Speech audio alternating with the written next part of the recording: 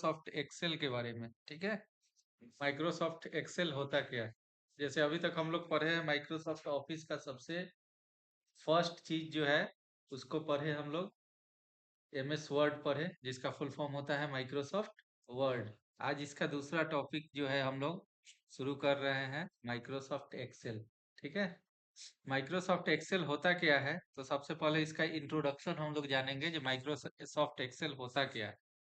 तो इंट्रोडक्शन में कहता है Microsoft Excel is a powerful electronic spreadsheet solution program software that allows you to store, organize and analyze numerical and text data। कहता है Microsoft Excel क्या है, एक powerful electronic spreadsheet solution program या सॉफ्टवेयर है जो कि आपको अलाउ करता है। क्या चीज के लिए अलाउ करता है, तो इसमें हम लोग दो तरह के डेटा को डाल सकते हैं, न्यूमेरिकल भी डेटा को और टेक्स्ट को भी डाल सकते हैं। दोनों को अलाउ करता है। न्यूमेरिकल मतलब हो गया 1 2 3 4 हो गया, टेक्स्ट मतलब हो गया ABCD से रिलेटेड।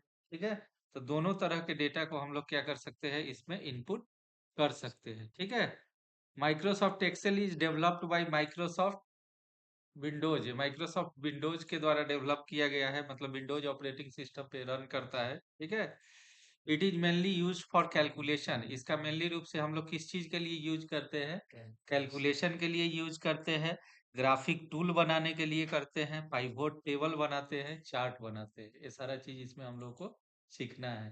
ठीक है, किसमें, माइक्रोसॉफ्ट एक्सेल में। अब इसका अलग अलग डिफरेंट डिफरेंट वर्जन्स आया है। जैसे माइक्रोसॉफ्ट एक्सेल 2007 है, 2010 है, 2019 है, अभी लेटेस्ट में 2024 है।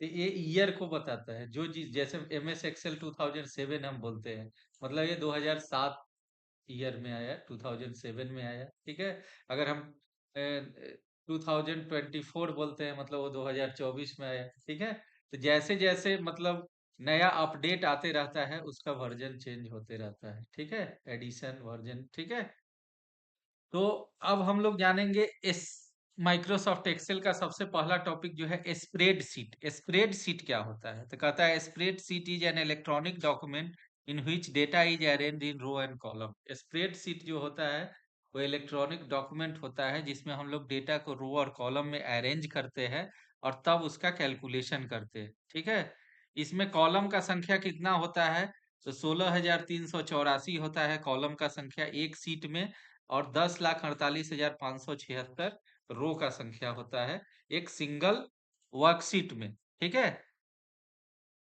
बाय डिफॉल्ट जो है एक्सेल 2007 की अगर बात करें तो उसमें बाय डिफॉल्ट 3 सीट आता है। ठीक है, और एज पर रिक्वायरमेंट, जरूरत के अनुसार we can take extra worksheet. अगर हमको जरूरत पड़ा तो उसमें हम एक्स्ट्रा वर्कशीट ले सकते हैं। लेकिन 2024 वगैरह का जो वर्जन है उसमें बाय डिफॉल्ट एक सीट ही दिखाएगा, लेकिन वहां प्लस करने का ऑप्शन रहता है, अभी दिखाएंगे उसको। ठीक है, जिससे कि आप प्लस कर सकते हैं, एक्स्ट्रा वर्कशीट ले सकते हैं। ठीक है, Microsoft Excel 2007 file and as per requirement we can take extra worksheet. अब इसको मेन देखना है जो इसको ओपन करने का क्या तरीका है, एक्सेल हम लोग ओपन कैसे करते हैं। तो कोई भी प्रोग्राम को ओपन करने के लिए सबसे बेहतर तरीका है कीबोर्ड से विंडोज और आर बटन प्रेस करना है। ठीक है, विंडोज और आर बटन प्रेस कीजिएगा तो आपका क्या खुलेगा, रन खुलेगा। ठीक है, रन में जैसे वर्ड खोलने के लिए हम लोग विनवर्ड टाइप करते थे, एक्सेल खोलने के लिए यहाँ का टाइप करेंगे एक्सेल लिख के, और जैसे ही इंटर मारेंगे तो ये आपके स्क्रीन पे एक्सेल खुल जाएगा। अब एक्सेल जैसे ही खुलेगा तो इसमें देखिए नीचे जो है रिसेंट फाइल का लिस्ट दिखा रहा है। ठीक है, तो यहाँ हमको बिल्कुल आज पहला क्लास से जीरो लेवल से शुरू करना है। एक्सेल का ये बिगनिंग मतलब फर्स्ट क्लास है, तो इसके लिए हम लोग क्या करेंगे, ब्लैंक वर्कबुक लेंगे। अब वर्कशीट अभी तो बताया, वर्कबुक क्या होता है, तो एक्सेल के फाइल को ही क्या बोला जाता है, वर्कबुक बोला जाता है, या बोल सकते हैं combination of worksheets is are known as workbook. मतलब वर्कशीट के कॉम्बिनेशन को हम लोग क्या बोलते हैं, वर्कबुक बोलते हैं। ठीक है, वर्कशीट मतलब एक सिंगल पेज हो गया एक्सेल का। ठीक है, और वर्कबुक मतलब हो गया कॉम्बिनेशन ऑफ वर्कशीट्स। ठीक है, तो यहाँ हम लोग क्या करेंगे, ब्लैंक वर्कबुक पे क्लिक करेंगे। ब्लैंक वर्कबुक पे जैसे ही क्लिक करेंगे तो ये आपका खुल गया। अब खुलने के साथ ही अब इसमें सारा ये मेनू दिखा रहा है, फाइल मेनू है, होम है, इंसर्ट है। ठीक है, ये सब अलग अलग मीनू सब दिखा रहा है, पेज लेआउट है, फॉर्मूलाज है, ये अलग अलग मीनू दिखा रहा है। ठीक है, तो यहाँ से बैक बटन से बैक जा सकते हैं। ठीक है, तो आज हम लोग सबसे पहला इसमें देखना क्या है, एक तो एक्सेल तो खुल गया। अब एक्सेल में अभी बताए जो इसमें कॉलम का संख्या बहुत ज्यादा होता है, 16,384 अभी बोले हैं। रो का संख्या 10,48,576 बोले हैं, लेकिन उतना संख्या तो यहाँ दिख नहीं रहा है। ठीक है, तो ये हॉरिजेंटली जो आता है 1 2 3 4, ये आपका रो है, और ABCD जो है वो कॉलम है। इसको हम वर्ड में भी बताए थे, जे ABCD से कॉलम को ये करते हैं और रो को 1 2 3 4 से ये करते हैं। ठीक है, कीबोर्ड से इस तरीके से अलग अलग सेल में इसके जा सकते हैं। ठीक है, तो अगर हमको कहता है, क्वेश्चन करता है, जो सबसे लास्ट कॉलम में एक बार में जाइए। ठीक है, तो कंट्रोल के साथ ये चारों एरो जो होता है, इसमें राइट साइड वाला एरो दबा देंगे तो एक बार में चले जाएंगे लास्ट कॉलम में, जिसका नंबर होगा XFD। ठीक है, और कंट्रोल के साथ अगर फर्स्ट एरो दबा दिए इधर वाला, लेफ्ट वाला, तो ये सबसे एक नंबर में हम आ जाएंगे, ए वाले में। ठीक है, वैसे ही अगर लास्ट रो में जाना होगा तो कंट्रोल के साथ डाउन एरो दबा दीजिए, एक बार में लास्ट रो में आ गए, जिसका नंबर है 10,48,576। ठीक है, और कंट्रोल के साथ अगर अप एरो दबा दिए तो एक बार में क्या करेंगे, फर्स्ट रो में एक नंबर में चले जाएंगे। और बीच के किसी भी सेल में अगर जाना होगा हमको, तो इसके लिए कंट्रोल G बटन दबाएंगे। कंट्रोल G का मतलब होता है गो टू। ठीक है, जैसे हम गो टू में डाल दिए H50,000, मतलब एक बार में हमको H कॉलम नंबर और 50,000 रो नंबर में ले जाइए, और जैसे ही ओके किए तो इधर से देखिए H यहाँ पे आपका हो गया कॉलम का संख्या, रो का संख्या 50,000, ऑटोमेटिक वहां पॉइंटर आपका चला गया। ठीक है, तो ये लास्ट और फर्स्ट में जाने का तरीका होता है। अब इसके बाद हम लोग करेंगे क्या, तो चले जाते हैं ऊपर वाले में। एक्सेल में सबसे शुरुआती चीज क्या होता है, टेबल बनाना होता है, और टेबल बना के तब उसका कैलकुलेशन करना होता है। ठीक है, तो हम लोग एक टेबल बनाएंगे, जो कि टेबल एम्प्लॉय डेटाबेस से रिलेटेड टेबल होगा। ठीक है, जिस टेबल का हेडिंग होगा, ये टेबल नंबर 1 है, जिसका हेडिंग होगा एम्प्लॉय डेटाबेस। अब इसमें हेडिंग कौन कौन सा होगा, तो एक होगा एम्प्लॉय कोड होगा, एम्प्लॉय नेम होगा, जोन होगा, फिर उसके बाद डिपार्टमेंट होगा, सिटी होगा, फोन नंबर होगा, डेजिग्नेशन होगा। तो ये सारा चीज को हम यहाँ पे अलग अलग सेल में पहले टाइप करेंगे। ठीक है, जैसे हम यहाँ लिखते हैं एम्प्लॉय कोड, फिर टैब मार के अगले सेल में जा सकते हैं, या इस एरो से भी जा सकते हैं। ठीक है, उसके बाद यहाँ टाइप करते हैं एम्प्लॉय नेम, एम्प्लॉय नेम कर दिए, फिर टैब मारे। उसके बाद है जोन,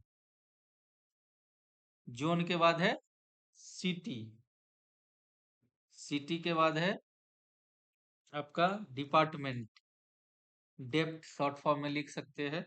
उसके बाद है फोन नंबर, फोन नंबर। उसके बाद है डेजिग्नेशन,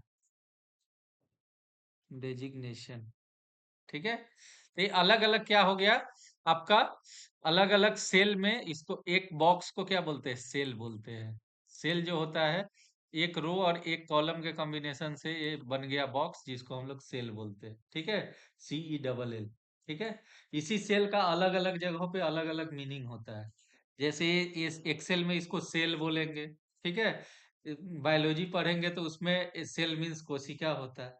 ठीक है, अगर आप मोबाइल फोन वगैरह यूज करते हैं तो उसमें सेल का मतलब बैटरी हो गया। ठीक है, स्पेलिंग सबका सेम होता है, लेकिन अलग अलग जगहों पे उसका अलग अलग वर्क है, अलग अलग प्रोनाउंसिएशन है, जिसमें कि क्या होता है। ठीक है, तो तीनों जगह यूज बता दिए। अब यहाँ पे आप एक चीज देख रहे होंगे, जैसे इम्प्लॉय कोड तो हम लिखे, यहाँ पे कोड दिख रहा है, लेकिन यहाँ पे नहीं दिख रहा है, यहाँ सिर्फ इम्प्लॉय दिख रहा है। तो ये सिर्फ इम्प्लॉय इसलिए दिख रहा है क्योंकि यहाँ पे जगह कम है। अगर जगह कम रहेगा तो ये पूरा नहीं दिखेगा। तो इसके लिए हम क्या कर सकते हैं, एक तो यहाँ से, जैसे पॉइंटर अभी आपका प्लस का साइन क्या है, मोटा में है। ठीक है, यहाँ ले जाइएगा लाइनिंग पे तो ये पतला में प्लस का साइन बनेगा। ठीक है, उसके बाद माउस का लेफ्ट क्लिक दबाकर इसको अगर खींचिएगा तो ये सेल का चौड़ाई बढ़ेगा, विड्थ बढ़ेगा, जिससे कि अब ये पूरा का पूरा दिखने लगा। लेकिन हम चाहते हैं जो हम सेल का विड्थ नहीं बढ़ा के उसी सेल में इसको एडजस्ट कर दे, ठीक है, जिसमें हम टाइप किए हैं। इसके लिए इसमें पॉइंटर रखिए और होम बटन पे क्लिक करना है। कहाँ पे? होम पे। और होम में यहाँ मिलेगा आपको रैप टेक्स्ट। क्या मिलेगा? Wrap text. ये रैप टेक्स्ट दिख रहा है ना?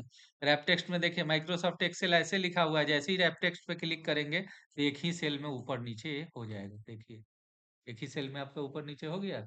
उसके बाद इम्प्लॉय नेम है, इसको भी रैप टेक्स्ट में बदल दीजिए। बदल दिए। अब इम्प्लॉय का ई नीचे आ गया तो थोड़ा सा इसको हल्का ड्रैग कर दीजिए, जो ये अपना जगह ले लेगा। फिर फोन नंबर में क्या कर दीजिए, यहाँ से रैप टेक्स्ट कर दीजिए इसको भी। जो भी बड़ा बड़ा लेटर, अब डेजिग्नेशन में सिर्फ ओ और एन बाहर आ रहा है तो इसको हल्का सा ऐसे घसका दीजिए। तो एडजस्ट हो गया। ये हेडिंग मेरा एडजस्ट हो गया। अब क्या करना है, जैसे इम्प्लॉय कोड में लिखना है, हमको 10 इम्प्लॉय का नाम लिखना है या 11 इम्प्लॉय का नाम लिखना है, ठीक है। तो जितना भी इम्प्लॉय का नाम लिखा हुआ है उसको आप सीरियली डाल दीजिए। जैसे C001 या E001 कर दीजिए इम्प्लॉय के लिए। E001। अब हमको जैसे 10 तक अगर लिखना है तो 10 तक इसको खींच दीजिए। देखिए आ रहा है ना? 10 तक आ गया। खींचेंगे कैसे, तो यहाँ पे पॉइंटर रख के और ड्रैग करने के लिए देखिए यहाँ से प्लस का साइन पतला बनेगा, तो लेफ्ट वाला को दबा के और इसको खींच दीजिएगा, ड्रैग कर दीजिएगा। तो ये जितना तक आपको चाहिए, हम 10 तक लिए हैं, आपको 100 तक चाहिए 100 तक ले लीजिए, ठीक है। उसके बाद इम्प्लॉय नेम अब इसमें टाइप कर लीजिए। ये इम्प्लॉय नेम जैसे इसमें है एक राजेंद्र जैन है, मान लीजिए हम राजेंद्र जैन टाइप करते हैं। राजेंद्र जैन टाइप किए। वैसे ही फिर इसको देखिए जैन इसका बाहर चला गया तो इसको क्या कर लेंगे, अभी बताए, जो रैप टेक्स्ट इसको कर लीजिएगा, ठीक है। वैसे ही जैसे मान लीजिए किसी दूसरे एम्प्लॉय का नाम है मोहन दास। देख, मोहन दास आ गया। उसके बाद जान मान लीजिए रानू बेगवानी डाल दिए। अब इसमें जैसे बाहर आ गया तो इसको रैप टेक्स्ट कर दीजिए। रैप टेक्स्ट हो गया, एक ही सेल में एडजस्ट हो गया। तो ऐसे करके अलग अलग नाम टाइप कर देना है। उसके बाद जोन, अलग अलग जोन होगा। जोन जैसे 4 जोन होता है, नॉर्थ ईस्ट साउथ और वेस्ट। मतलब ये इम्प्लॉय आपके किस जोन में काम कर रहा है वो डिटेल यहाँ डालना है। जैसे यहाँ मान लीजिए नॉर्थ दे दिए, फिर यहाँ दे दिए साउथ दे दिए, फिर ईस्ट दे दिए, ईस्ट के बाद फिर वेस्ट दे दिए। तो ये अलग अलग जोन में ये काम कर रहा है तो अलग अलग जोन दे दीजिए। अब इस जोन के किस सिटी में ये काम कर रहा है, जैसे चेन्नई हो गया, पटना हो गया, मुंबई, अलग अलग सिटी हो गया ना। चेन्नई हो गया, पटना हो गया, उसके बाद हो गया मुंबई हो गया। मुंबई का पुराना नाम क्या है पता है? बॉम्बे। बॉम्बे। ठीक है। रांची हो गया, रांची कहाँ की राजधानी है? झारखंड की। ठीक है। तो अलग अलग सिटी हो गया। उसके बाद ये डिपार्टमेंट, डिपार्टमेंट में किस डिपार्टमेंट में ये व्यक्ति काम कर रहा है। जैसे अलग अलग किसी भी कंपनी में अलग अलग डिपार्टमेंट हो सकता है। जैसे अकाउंट्स डिपार्टमेंट हो गया, मार्केटिंग डिपार्टमेंट हो गया, फाइनेंस हो गया, सेल हो गया, ठीक है। ये अलग अलग डिपार्टमेंट है तो इस डिपार्टमेंट को अलग अलग टाइप कर दीजिए। सपोज कीजिए इसका हम अकाउंट्स लिख दिए, इसका हम लिख दिए मार्केटिंग। अकाउंट का होगा तो वो अकाउंट से रिलेटेड काम करेगा, मार्केटिंग होगा तो उस कंपनी का प्रोडक्ट को सेल करेगा, सेल का डिपार्टमेंट होगा तो उसका भी काम सेल का ही होगा, ठीक है। उसके बाद फाइनेंस डिपार्टमेंट होगा तो उसका काम होगा फाइनेंस से रिलेटेड, ठीक है। तो ये अलग अलग डिपार्टमेंट हो गया। उसके बाद इसका फोन नंबर, जैसे मान लीजिए पहला का फोन नंबर 1234567890, ठीक है। दूसरा का दे दिए 1234567891, फिर अगला का दे दिए 1234567892। एग्जाम्पल के तौर पे दिए हैं, ठीक है। आप अपने अनुसार इसको डाल सकते हैं। उसके बाद ये डेजिग्नेशन हो गया, जिस किस पोस्ट पे वो काम कर रहा है, ठीक है। जैसे मान लीजिए जो अकाउंट्स में है तो उसका पोस्ट हो गया अकाउंट्स मैनेजर। अकाउंट्स मैनेजर है वो, अकाउंट्स मैनेजर डाल दिए। मार्केटिंग है तो मान लीजिए इसका पोस्ट हो गया मार्केटिंग एग्जीक्यूटिव, ये मार्केटिंग एग्जीक्यूटिव हो गया। उसके बाद सपोज कीजिए सेल का है डिपार्टमेंट, तो सेल्स ऑफिसर हो गया। ये अलग अलग पोस्ट डाल दिए, ठीक है। फाइनेंस है से रिलेटेड है, तो फिनांस मैनेजर हो गया, ठीक है। तो ये अलग अलग क्या हो गया, इसका डिपार्टमेंट हो गया। सबको आप एक साथ करके क्या कर सकते हैं, यहाँ से एक बार में भी रैप टेक्स्ट कर सकते हैं। देखिए रैप टेक्स्ट हो गया। तो अब तो ये मेरा टेबल तैयार हो गया। अब इस टेबल को जैसे तैसे टाइप कर देने से काम नहीं चलेगा। अब इसमें बॉर्डर वगैरह लगाना होगा, इसका हेडिंग ही सबको बोल्ड करना होगा, तो वो सब हम कहाँ से करेंगे। तो इसके लिए पूरे टेबल को सिलेक्ट कर लीजिए। सेलेक्ट करके यहाँ पे बॉर्डर का ऑप्शन आता है। यहाँ से जब खोलिएगा, ये है बॉर्डर का ऑप्शन। इसमें अलग अलग तरह का बॉर्डर है, तो इसमें ऑल बॉर्डर्स लेना है हमको। ऑल बॉर्डर्स लीजिएगा तो पूरा में बॉर्डर आ जाएगा, ठीक है। पूरा में बॉर्डर आ गया। अब इसमें जो हेडिंग है, इस हेडिंग को हमेशा बोल्ड करना होता है। हेडिंग बोल्ड कीजिएगा तब ना दिखेगा, जो ये टेबल का हेडिंग है। तो यहाँ से बी पे क्लिक कर दिए तो बी से बोल्ड हो गया, ठीक है। अब इस हेडिंग के बैकग्राउंड में अगर कोई कलर देना है, तो यहाँ से आप कलर दे सकते हैं, जस्ट इसके बगल में है। तो यहाँ से आप मान लीजिए बैकग्राउंड भी ऐसा देना है जो कि दिखे, जैसे हम येलो बैकग्राउंड दे दिए तो ये अच्छा लग रहा है, ठीक है। तो ये हो गया। उसके बाद फॉन्ट का डिजाइन भी आप चेंज कर सकते हैं, यहाँ से सेलेक्ट करके, जैसे एमएस वर्ड में करते थे ना, वैसे ही यहाँ भी फॉन्ट का डिजाइन आप चेंज कर सकते हैं। देख रहे हैं डिजाइन चेंज हो रहा है, देखिए फॉन्ट का डिजाइन बदल गया। तो आपको जैसा मन है वैसा। यहाँ भी आई से इटैलिक होगा, यू से अंडरलाइन होगा। यहाँ से फॉन्ट का साइज बड़ा होगा, जैसे फॉन्ट का साइज हल्का सा बड़ा करना है, तो यहाँ से जैसे 11 है अभी, इसको 12 करना है, बड़ा हो गया। उसके बाद यहाँ से भी आप ग्रो फॉन्ट से भी बढ़ा सकते हैं फॉन्ट का साइज, देखिए बढ़ रहा है। और ये इधर में है आपका डिक्रीज फॉन्ट साइज, यहाँ से आप घटा सकते हैं। फॉन्ट का कलर अगर चेंज करना होगा तो जस्ट बैकग्राउंड पे बगल में है, ये यहाँ से आप कलर दे सकते हैं, दूसरा कलर, ठीक है। तो ये टोटल का टोटल फॉन्ट में आपको मिल रहा है ये सारा चीज, ठीक है। तो ये आज बेसिक क्लास हुआ, सबसे पहला एक्सेल का क्लास हुआ, ठीक है। अब जैसे सीट 1 है, नहीं, अभी बताया जो बाय डिफॉल्ट इसमें लेटेस्ट वर्जन है, इसीलिए सीट 1 सिर्फ आ रहा है। अगर आप 2007 वर्जन यूज करेंगे तो उसमें सीट 1, सीट 2, सीट 3 दिखाएगा, ठीक है। तो इस सीट 1 का आप नाम को चेंज कर सकते हैं। जैसे इसको राइट क्लिक किए, यहाँ से रीनेम कर दी, तो ये नाम चेंज हो जाएगा इसका। जैसे नाम चेंज इसका कर दिए हम एम्प्लॉय डेटाबेस। एम्प्लॉय से रिलेटेड काम है, इसलिए एम्प्लॉय डेटाबेस हम नाम दे दिए इसका, ठीक है। एम्प्लॉय डेटाबेस नाम हो गया। अब सपोज कीजिए जो इस टेबल का भी हमको ऊपर में एक नाम देना चाहिए, ठीक है। तो यहाँ तो रो मेरे पास है नहीं, तो फिर नाम ऊपर में कैसे लिखेंगे। तो यहाँ पे राइट क्लिक कीजिएगा, तो इंसर्ट का ऑप्शन आएगा, इंसर्ट रो। इंसर्ट डिलीट कीजिएगा तो डिलीट हो जाएगा रो, और इंसर्ट कीजिएगा तो ऊपर में एक ब्लैंक रो, खाली रो आया है ना। अब इस खाली रो को क्या करना है, यहाँ से यहाँ तक सेलेक्ट करके आपको मर्ज सेल इसमें यूज करना है। जैसे अभी रैप टेक्स्ट यूज किए है ना, जस्ट इसी के नीचे मर्ज सेल है। मर्ज जैसे ही कीजिएगा तो इसका सेल सब मर्ज हो जाएगा, मिल जाएगा, मतलब टूट जाएगा, ठीक है। अब यहाँ पे हेडिंग हम दे देंगे employ database. Employ database, employ से रिलेटेड है तो इसका हेडिंग दे दीजिए इम्प्लॉय डेटाबेस।